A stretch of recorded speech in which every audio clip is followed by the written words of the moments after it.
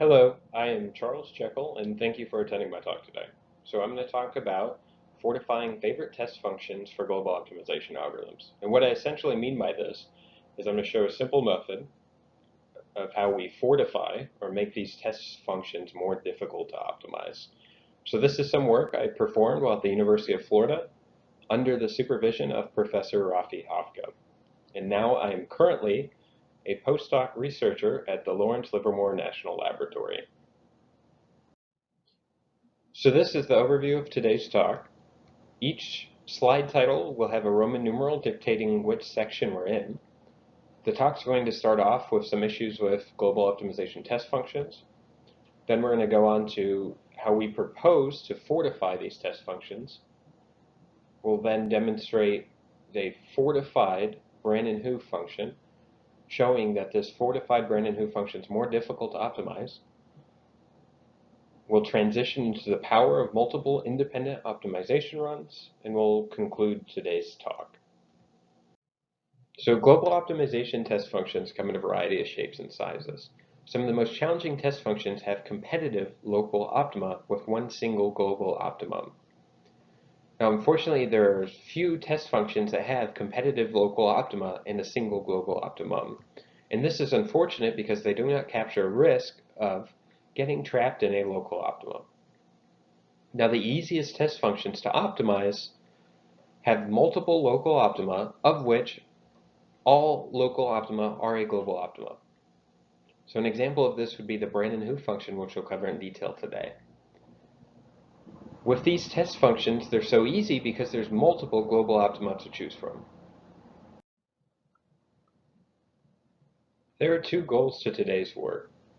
The first goal is to demonstrate that we can make test functions more challenging by adding radial basis functions as bumps to local optima. With this proposed method, we show that we can convert some of the easiest test functions into some of the most challenging test functions. The second goal is to compare the performance of multiple optimization runs to one single optimization. Essentially, we pose the question, what is better? To run one global optimization for a long period of time or run multiple shorter global optimization problems? Now, these two goals are related because as you make test functions more difficult to optimize, you increase the probability of your optimization algorithm failing.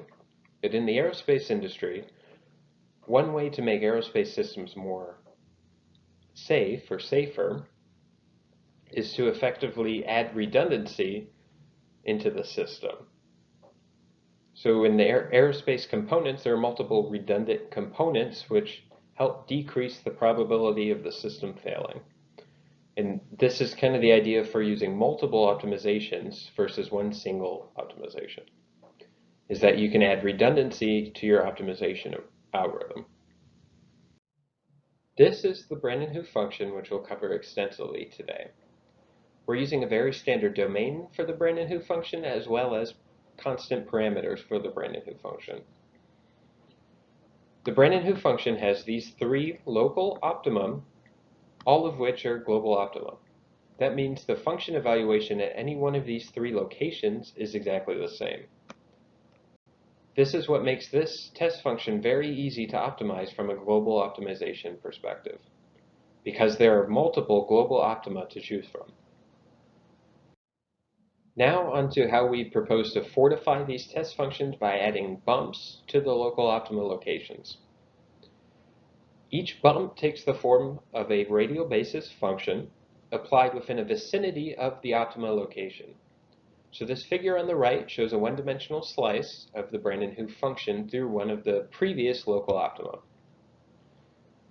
What we also show is a couple different possible radial basis functions that we can apply within a vicinity of this optima location.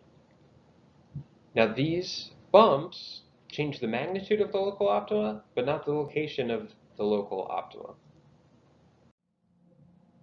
The original Branin-Hoo function is on the left-hand side of the screen, while the fortified Branin-Hoo function is on the right-hand side of the screen. For 2 out of the 3 local optima, we've kept the same location and the same function value.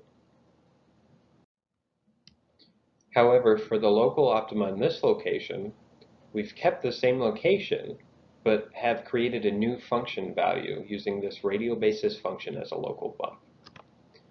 So the fortified Branin-Hoo function has one global optima with two competitive local optima, where the original Branin-Hoo function has three local optima, all of which are global optima. Now we hope to demonstrate that our fortified Branin-Hoo function is more difficult to optimize. We're effectively going to compare optimization performance between the original Branin-Hoo function and the fortified function. We're going to use different optimization algorithms as we do this. The primary global optimization algorithm that we use is differential evolution. Differential evolution is a stochastic algorithm in two parts. It's stochastic in its initialization, and it's stochastic in how it iterates. We'll also be using a differential evolution / BFGS algorithm. So effectively what this is first it runs differential evolution, and it takes the differential evolution result and feeds it to BFGS, which is a local optimizer. And the idea behind this is that global optimization algorithms have a tendency to struggle with the last final convergence, so BFGS will help with the final local convergence. Future work will kind of look at surrogate-based optimization algorithms, specifically something like efficient global optimization or EGO. Now, with all the results we show today, we're going to have 1,000 replicate runs where we change the random seed for each of the optimization algorithms. We have some region, as you see in the figure on the right, which dictates what we call a success. So the success of our global optimization must fall within this small region around the global optima. Here are results on the normal Branin-Hoo function.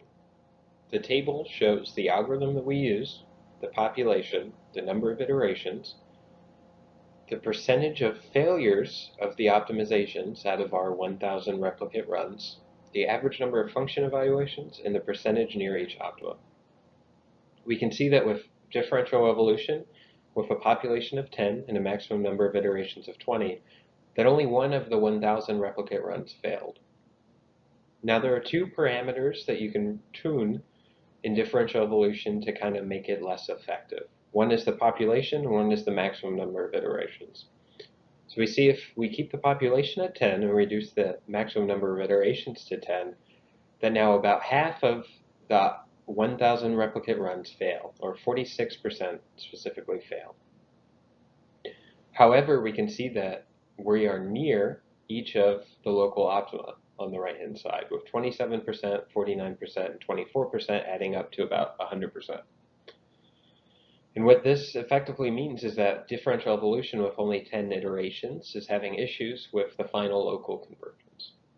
So if we follow up the differential evolution with a population of 10 and 10 iterations, we'll see that we'll end up with a 0% failure, or 0 out of the 1,000 replicate runs failed. And this kind of solidifies that with only 10 iterations, differential evolution was struggling with that final local convergence.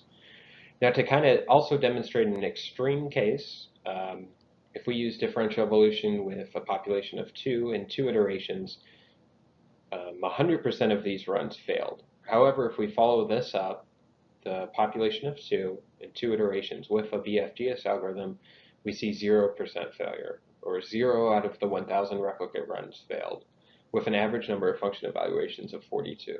And this just kind of demonstrates how simple the original Branin-Hoo function is to optimize. This table shows the results of the fortified Branin-Hoo function, which has a bump at the first optima location. Now, if we recall our previous differential evolution result using a population of 10 and 20 iterations, we previously only saw that 0.1% of these runs failed. However, on the fortified function, we see that 64% of these runs failed. Hopefully, this shows that this is a more difficult problem to optimize.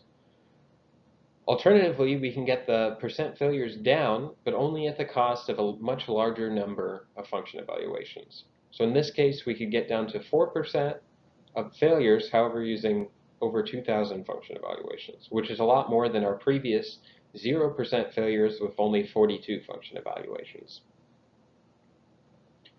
We can effectively drive the percent failures to 0, but this just requires a lot more, potentially infinite number of function evaluations.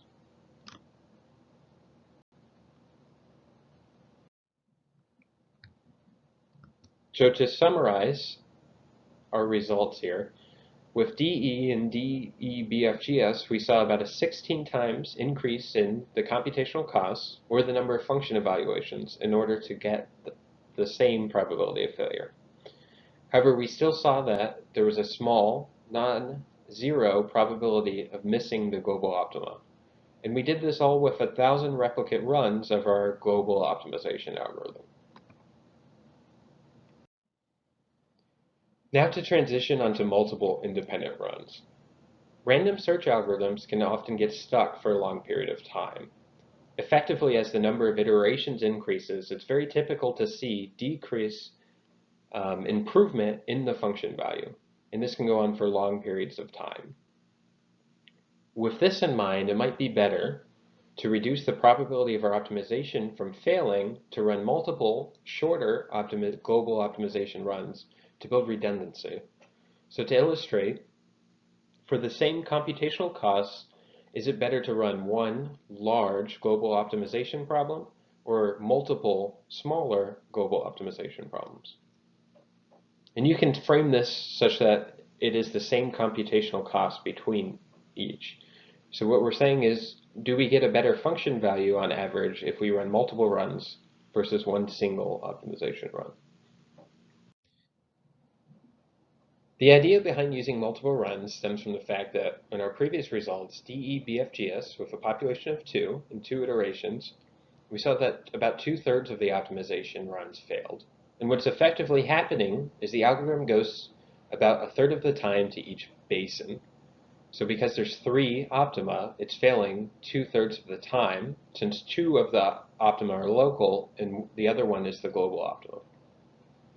So what would happen if instead of running DE BFGS with a population of 2 in 2 iterations, one single time, what would happen if we ran it m times? Then we can calculate an approximate probability of failure from m independent optimization runs, which can be expressed as 2/3 to the m. So now we have a problem where we can decide or calculate how many m runs do we need to achieve a low probability of failure, let's say 4%. So this table shows results of using multiple runs on the fortified Branin-Hoo function. So this is with a DE BFGS configuration of a population of 2 in 2 iterations. Now these results are based on over 100,000 replicate runs. And we explained in the paper why we need so many replicate runs to have some statistical assurance on the multiple run effect. But this is a big number, and not many people show over 100,000 replicate runs of a global optimization algorithm. Now, we see in the table that with one run, we had about 70% of these optimization algorithm failed. However, with 2 runs, this reduces down to 50% failure. And we can see that we can get below a 4% failure using 10 multiple runs. So this is at an average number of function evaluations about 440. So to wrap up, a single DE BFGS optimization versus multiple DE BFGS optimizations. So it's hard to do this function evaluation comparison purely using some of the parameterizations that we chose. So this is just kind of like a relative comparison. But if we had DE BFGS with a population of 20 and we ran that for 10 iterations, we would have a function evaluation cost of about 460 function evaluations. And 54% of those optimizations failed. However, if we ran 10 independent DE BFGS runs with a population of 2 in 2 iterations, we would use less function evaluations, down to about 440 function evaluations, and the probability of these 10 runs failing, would be 3.4%. So what's effectively happening is we're comparing a one single, more expensive DE BFGS run to multiple cheaper global optimization runs, where we take the best of those, in this case 10 optimization runs. So today we propose to fortify test functions by adding radial basis function bumps to local optima. Now the bumps change the value of the local optima, but not its location along this surface. And adding these radial basis function bumps, changing the value of local optima, made these test functions more difficult to optimize using global optimization algorithms. We specifically focus on the Branin-Hoo function, which originally has 3 local optima, all of which the local optima are all global optima. We took one of the local optima and extended it with a bump, creating one new fortified Branin-Hoo function, which has 1 global optimum and 2 competitive local optima. This resulted in about a 16 times more computational costs, or 16 times more function evaluations, to achieve about the same probability of failure with our global optimization algorithm. Now, we also presented another idea where we proposed using multiple shorter optimization runs instead of one large optimization run. And the idea kind of is borrowed from the aerospace sector, where we see redundancy is used to decrease the system probability of failure. So effectively, when you run multiple global optimization algorithms, you build redundancy into your optimization system. And this redundancy can help prevent your optimization from failing. Now, the idea of using multiple runs is effectively that if you run a global optimization algorithm more than once, you would take the best of those multiple runs and say that is your global optimum value. We demonstrated this would greatly reduce the probability of failure on this fortified Branin-Hoo function. Now, the code to perform these tests that's in the paper is available online on a GitHub repo at github.com/cjekyll. So hopefully now you have another tool to help you tune your global optimization algorithms. Specifically, we hope this is helpful when you have some easy test functions that you want to make more difficult, to learn how your optimization algorithm handles both the simplest test functions and the most challenging test functions. Now, this whole idea and this whole work kind of stemmed from the idea of anti-optimization. So what we were thinking with anti-optimization is that if you were to give me a black box optimization algorithm, we would use an anti-optimization method to give you the test function that defeats your optimization algorithm. So what we'd be essentially doing is running an optimization that would tune parameters and locations of radial basis functions along some type of test function, moving them around until we found the test function that most defeated your global optimization algorithm. And we hope that this could be used to improve global optimization algorithms. We've also been actively investigating the results from this on surrogate-based optimization algorithms. So using stuff like efficient global optimization, commonly referred to as EGO. And one of the interesting results of that so far is it looks like these surrogate-based optimization algorithms are less fooled than the stochastic global optimization algorithms. So when I say less fooled, what I mean is that when you add the radial basis function as a bump, it looks like the stochastic optimization algorithms take a bigger hit than some of these surrogate-based algorithms. But anyways, that concludes my talk. Thank you for attending my talk.